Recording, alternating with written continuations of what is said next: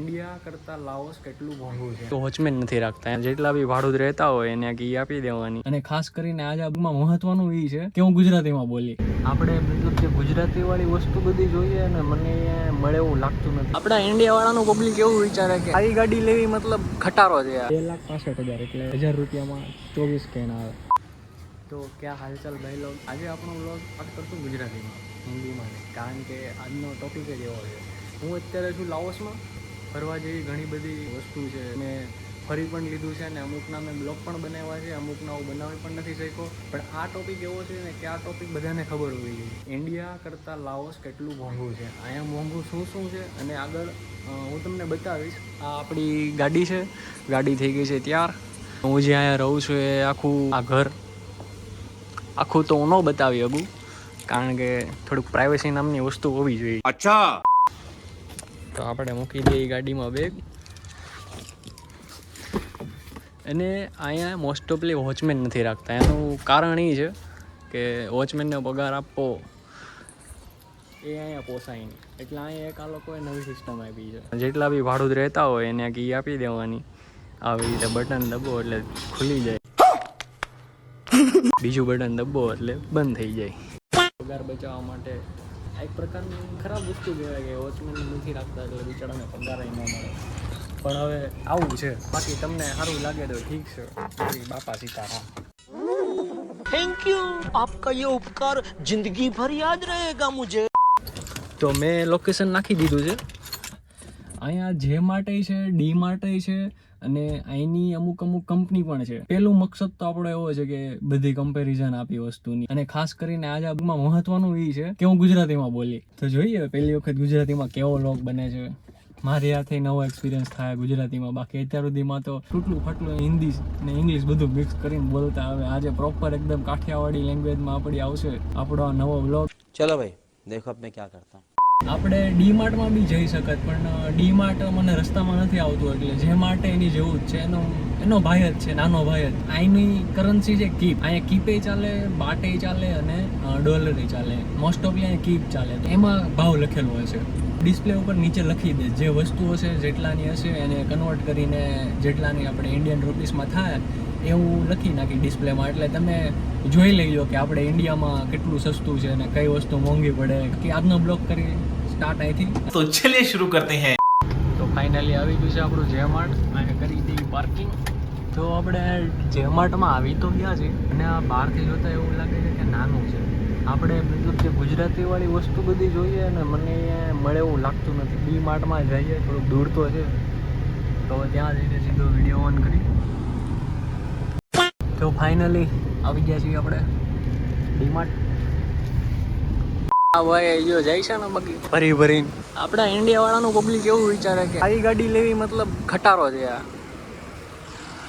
પણ એ લોકોને કોઈને ખબર નથી કે અહીંયા આવી બધી ગાડી ચાલે ઊંચી ઊંચી. કારણ કે તમે જે વિચારો છો ને રસ્તા કે આ એકદમ સિમ્પલ હોય છે, મસ્ત સારા છે, એવું નથી ભાઈ. ભૂલ છે તમારી બધી ભૂલ.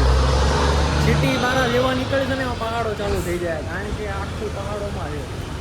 તો આપણે આવી ગયા છે અહીંના ડી માર્ટમાં. નવો ઇલેક્ટ્રિશિયન છે કે ડી માર્ટ. ત્યાં ડી માર્ટ.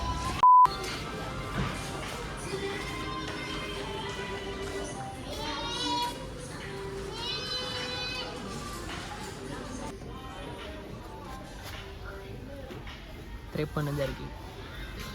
150 ગ્રામ કોલગેટ છે, 35,000 કી. આપણે જેમ બાલાજીના વેફર મળે ને એમાં અહીંયા ફેમસ છે લેઝ. તો આ એક પેકેટ 15,000 કી.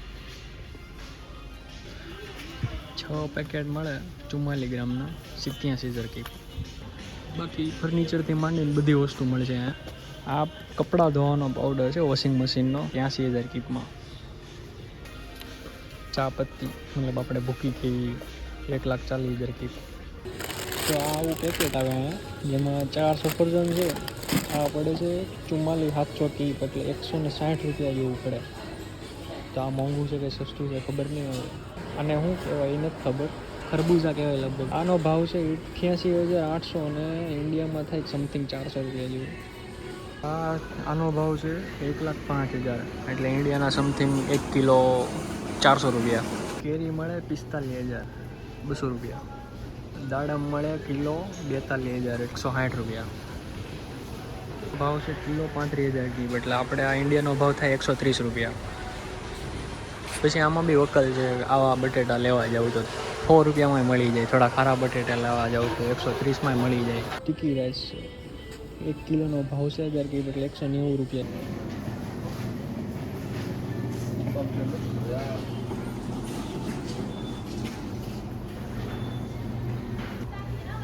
આપણે આદુ, આનો ભાવ છે 20,800 કી, એટલે 90 રૂપિયા. દૂધની બોટલ છે અહીંયા આવી રીતે દૂધ મળે, આપણી જેમ લૂઝ પેકેટમાં ન મળે. અને આનો ભાવ છે 82,000 કી, 311 રૂપિયા જેવું થાય એટલું દૂધ.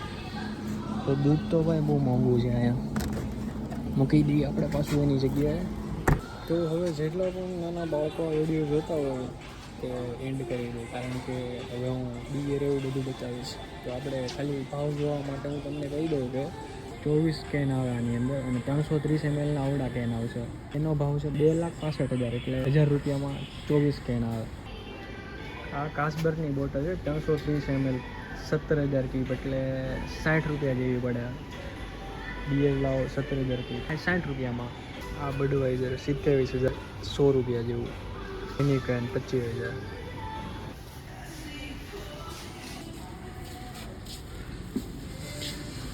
તો ભાઈ લોકો મોસ્ટ ઓફલી અહીંયા તમે રહો ને તો તમને બધી વસ્તુ તો મળી જ જાય. મોટો કેરબો આવે ને પાણીનો, અહીંયા એક કેરબોનો ભાવ છે 80 રૂપિયા. પાણી મોંઘું છે, બિયર સસ્તું છે અહીંયા. એટલે હું એવું નથી કહેતો કે પાણી મૂકીને બિયર પીવાનું, કારણ ખાલી એક કોમ્પેરિઝન છે આપણું ઇન્ડિયા માટે. બસ ભાઈ લોકો આપણે વિડીયો પૂરો કરી.